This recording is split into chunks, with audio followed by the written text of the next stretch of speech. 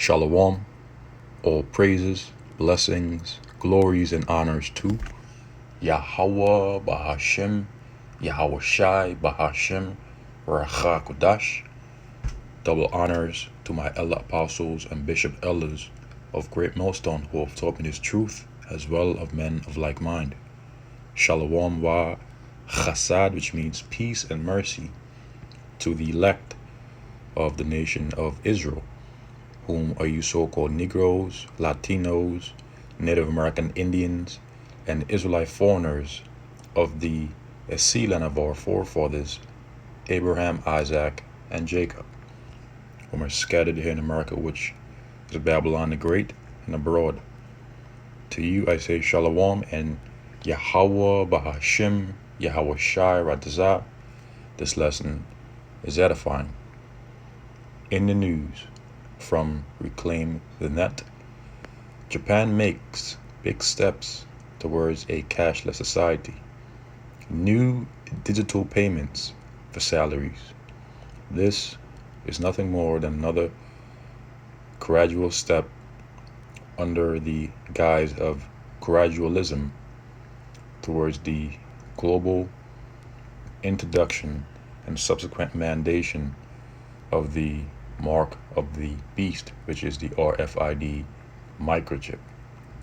If all roads lead to the mandation of the mark of the beast, if all goes to plan, by the spring of next year, companies in Japan will be able to use a system to pay salaries digitally, bypassing bank accounts and using payment apps instead. And soon after that, people will be able to use a chip that will be implanted into their right hands or foreheads, or even their left hand. In fact, any part of their body. This is the Japanese government's plan that shows the country is trying to catch up with others in Asia when it comes to moving towards a cashless society, says a piece published on the World Economic Forum website. Japan's stated goals of introducing a digital salary payment system are to help foreign workers who cannot open a bank account in the country.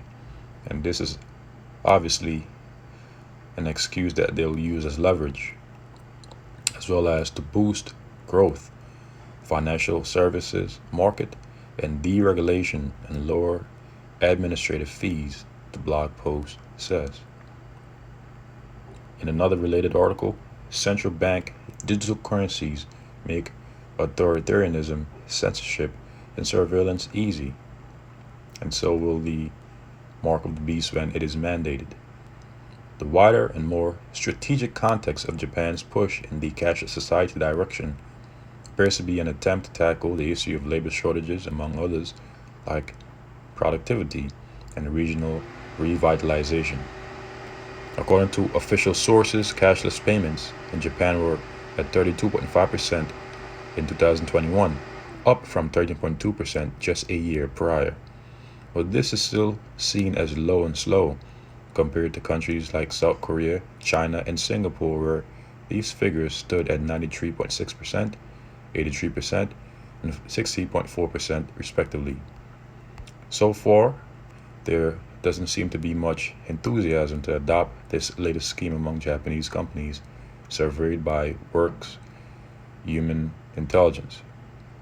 Out of 247 firms that participated, less than 30% said they are either considering or will be considering using this type of salary payment, citing operational costs as the main reason. Japan has been trying for a while to implement its cashless vision policy, first launched in 2018 by the Ministry of Economy, Trade and Industry. The plan laid out in that strategy aims to bring the level of cashless transactions to 40% by 2025 and double that number going forward. The country also has something called the Cashless Promotion Council, also set up in 2018. The council backs initiatives leading to the goal and is composed of government and private sector representatives as well as those from education and research. Opposition to cashless society policies include privacy violations, security risks at individual and state levels, and dependency on technology for financial inclusion. This concludes the article. In other news from Blacklisted News, universal basic income will be linked to your digital ID, which will be linked to your social credit score, which I will go on to add will be linked to the MOTB when it is mandated. Okay, so who's pushing for it? In March 2022, the Irish Times called it a welcome step. Ireland's first basic income scheme on the way, where artists will get £250 a week in a pilot scheme, but many want to see it extended to all. Okay.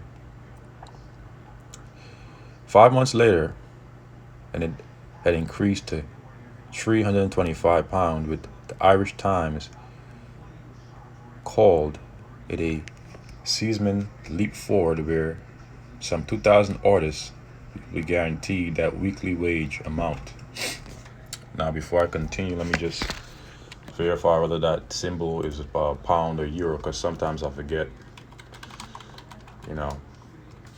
Okay, that symbol is for the euro. Okay, Slovakia. Okay, that is a euro symbol and not the pound symbol. I had it incorrect. Nonetheless, I digress. Reading on, where some 2,000 artists will be guaranteed that weekly wage amount. Basic income support for artists described as a seismic leap forward.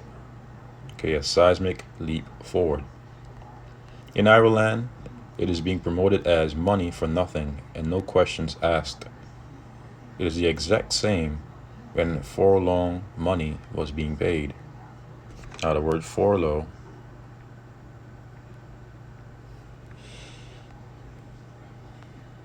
means suspension or discharge of a worker or workers on account of economic conditions or shortage of work, especially when temporary. Leave of absence from a job position or a period or military service. Suspension or discharge. So basically, a temporary suspension of money was being paid. When in the history of time, has there ever been a free lunch? I'll get to that later on in the article, right? There's always a caveat to things. There's always hidden a motive or ulterior motive behind Esau's actions, especially if things are so-called for free. Even one of Ireland's most well-known economists who writes for the Irish Times thinks it's a good idea. In an article in 2017, David McWilliams floated the idea on his own blog. This was the same guy who was a huge fan of furlough money in 2020. McWilliams also was a young global leader, but has now graduated to become a member of the World Economic Forum, WEF. Coincidentally, in his own podcast on the 2nd of March 2021, was titled Building Back Better. Where have we come across that before? Interesting. Just across the Irish Sea in the UK, a document was published on the UK Parliament website in June 2022 called Potential Merits of a Universal Basic Income. So Esau Edom is basically getting ready to roll out on a massively global scale the MOTB. Okay, everything's already in place. They just basically need an event to use as leverage to justify why they'll be implementing this new system, which is already there, which is already ready to be utilized. Okay, so things are moving quick. They are obviously talking the idea of U.B.I, which China operates under a social credit system, okay, very seriously and moving it along rapidly. The links to UK Parliament and ex-UK parliamentarians doesn't end there, however. The warmonger-in-chief and ex-PM of the UK, Tony Blair, is also involved, as this tweet shows from Tescha Labs, from Tescha on Twitter. Crazy thing just happened. I'll be joining Tony Blair Institute's Tech Policy Fellowship to develop public policy recommendations for universal basic income using CBDC network. And CBDC network, or central bank digital currency network, are subject to centralized blockchain networks that are overseen by central authorities such as central banks, hence the term central bank digital currency. Def didn't see that coming when I posted a tweet below 2 months ago. Excited and blessed, blah, blah, blah, blah, blah. Blair is a WEF member, has been financed by the Bill and Melinda Gates Foundation for tens of millions, and has been pushing a digital ID for years. I give some pictures here of the exchange. It is this institute which will be involved in public policy recommendations for universal basic income. You can now see how U.B.I jives with central bank digital currencies because they're all connected. All roads are leading to that chip. The dots are all being joined up, right? Apparently, Brits support universal basic income by 20-point margin, according to a poll in the New Statesman carried out in July 2022. Of course they do. Wales, though, are a step ahead in the U.B.I stakes. In February, The Guardian reported young people leaving care will be offered £16,000 a month for two years from the month after their 18th birthday. That works out at $19,200 per annum, a non-insubstantial amount. The country who is furthest down the track with U.B.I is Canada. Bill S.233 is an act to develop a national framework for a guaranteed livable basic income. It says every person should have access to a livable basic income. You won't be surprised to hear that the World Economic Forum are big fans of U.B.I. They have been pushing it since 2016, but they're not telling people out there that if they perform poorly in society and goes against their grain and hurts their social credit score, they'll be ineligible to receive U.B.I, which it all goes hand in hand with the chip. No one will be able to buy nor sell CV that had the mark. Okay, now this article is clearly a lengthy article. The points have been pretty much read, so what I'll do is I'll go to the scriptures and Lord's willing I'll conclude the lesson. But before I do, let me read one more paragraph. U.B.I all sounds well and good. What's not to like about an unconditional livable income? It is always sold as eradicating poverty as well as being a social safety net. Allegedly, people will be able to spend more, save more, and invest more. Except it's never unconditional exactly. It always comes with a price, with a caveat. What we should be asking is, cui bono, or who stands to benefit? The elites of Esau Edom. They stand to benefit. In 2017, Mark Zuckerberg publicly extolled the virtues of social safety net programs that give free money to citizens regardless of employment status. See CNBC's report. Alaska gives resident free cash handouts. Here's what Mark Zuckerberg thinks everyone can learn from it. 5th of July 2017. He also gave a commencement address at Harvard where he said we should explore ideas like universal basic income to give everyone a cushion to try new things. except it won't be used for new things. So, these devils, they're pushing real hard, real quick, real, forward with their agenda. Zuckerberg isn't the only one, though. In 2021, Elon Musk said we need UBI because in the future, physical work will be a choice. One industry insider told CNBC that Altman envisions a world wherein he and his AI CEO peers become so immensely powerful that they run every non-AI company, employing people out of business and every American worker to unemployment. So powerful that a percentage of OpenAI's and its peers' income could bankroll UBI for every citizen of America. So this is known as Esau's fourth industrial revolution. Okay, so they're pushing real hard and real swiftly, forward with their agenda. So now let's go to the scriptures and conclude the lesson. Lord's willing. Revelation chapter 13, verse 16, and he causeth all, Esau, Edom, beginning with their elites, causeth all people on the earth, except for the elect of the nation of Israel, both small and great, rich and poor, free and bond, to receive a mark. That mark is the RFID microchip. In Europe, it is known as the NFC chip implant. It is also known as the biochip, also known as the brain chip implant, in their right hand or in their foreheads, that no man might buy or sell save he that had the mark or the name of the beast. The beast is the pagan Roman Empire, which came back in the form of NATO and the EU, with America being an extension of that empire. That is the beast, or the number of his name. Here is wisdom. Let him that hath understanding count the number of the beast, for it is the number of a man, and his number is 600 score and 666, right? So that's the number of the beast.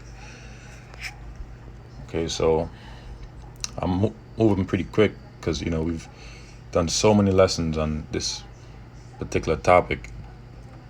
So you brothers and few sisters that are new and that are not coming across these lessons can simply go to our channels and type in GMS mark of the beast, or what is the mark of the beast, GMS, and innumerable videos will pop up.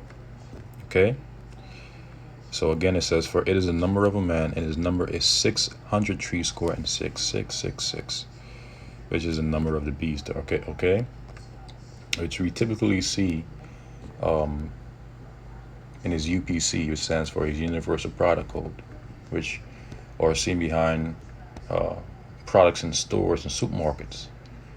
You'll notice on canned goods or food goods, there are some UPC codes with three longer lines, one on the far right, one in the middle, and one in the far left, which represents 666.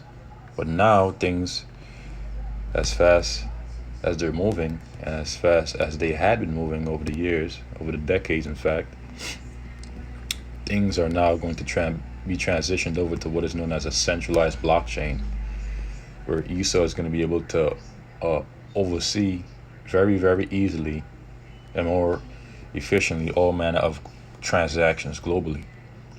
Okay, via that chip, and they mandate it via that network.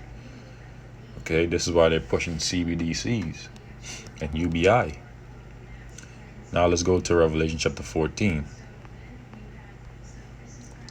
because this is the judgment. So the message to you so-called Negroes, Latinos, and Native American Indians is to not take that chip and they mandate it. Okay, trust in Yahweh Hashem Yahushai. Revelation chapter 14, verse 9, and the third angel followed them, saying with a loud voice, if any man worship the beast in his image, now the image of the beast is a system of the beast, which is comprised of his medical infrastructure, his architectural infrastructure, his laws, okay, his democracy, okay, his so-called religions, all the things that comprises this man's system is the image. His technology is also another thing that is a part of his system, which is the image of the beast. And if any man worship the beast in his image, and receive his mark in his forehead or in his hand, the same shall drink of the wine of the wrath of Yahweh, Bahashim Yahushai, which is poured out without mixture into the cup of his indignation, which means righteous anger. And he shall be tormented with fire from those nuclear warheads and brimstone in the presence of the holy angels and in the presence of the Lamb. Who is the Lamb? Our Lord Yahweh Shai. And the smoke of their torment ascend up forever and ever, meaning for a period of time. And they have no rest day nor night, who worship the beast in his image, and whosoever receiveth the mark of his name. Here is wisdom. Here is the patience of the saints. Here are they that keep the commandments of Yahweh, Hashem Yahweh Shai, and the faith of Yahweh Shai. So that's the judgment for those that worship the beast and his image and receive his mark in his forehead or in his hand. Okay, they're gonna be destroyed in the lake of fire, along with the wicked. So with that, I pray this lesson was edifying to the elect. Lord's willing, until the next, I say shalom.